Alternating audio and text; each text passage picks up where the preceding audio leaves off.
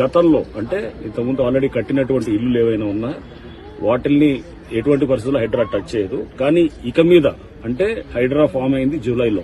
ఆ తర్వాత గనక ఏమైనా స్ట్రక్చర్స్ వస్తుంటే గనక వాటిల్ని ఖచ్చితంగా వాటిల్ని డిమాలిష్ చేయడం జరుగుతుంది.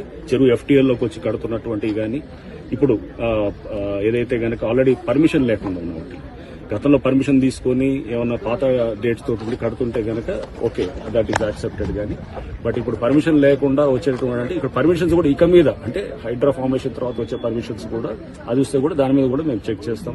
అటువంటి పర్మిషన్స్ కూడా న్యాచురల్ గా ప్రభుత్వం కూడా స్పష్టం చేసింది. పాత పర్మిషన్స్ ఉన్న వాటిని ఆనర్ చేస్తాం కానీ కొత్తగా పర్మిషన్స్ ఎక్కడ కూడా అది యాక్సెప్ట్ చేయమని చెప్పేసి. సో ప్రభుత్వ పాలసీకి అనుగుణంగా ఈ చెరువుల్ని కాపాడే దీంట్లో మేము డెఫినెట్ గా ఎఫ్టీఎల్ అట్లానే ఎంక్రోచ్మెంట్స్ కాపాడే దిశగా హైడ్రా పనిచేస్తుంది. అండ్ దీంట్లో ముఖ్యంగా ఈ ఎవరైతే పేదవాళ్లు ఉన్నారో లేకపోతే చిన్నవాళ్ళందరూ కూడా ఆక్యుపై చేస్తున్నారో వాళ్ళని ఎటువంటి పరిస్థితుల్లో డిస్టర్బ్ చేయడం కూడా వాళ్ళకి చెప్పడం జరిగింది. సో దీంట్లో ఎవడన్నా వచ్చి రేపు తప్పుడు ప్రచారం చేసి మీ ఇల్లులంతా కూడా కూలుస్తారంటే దయచేసి నమ్మొద్దని కూడా నేను చెప్తున్నాను. ఆల్రెడీ మీరు ఎప్పుడో కట్టుకునే ఇల్లులు అవి అనాథరైజ్ అయినా ఆథరైజ్ అయినా పర్మిషన్ ఉన్నా పర్మిషన్ లేకున్నా కానీ వాటిని కూలగొట్టడం.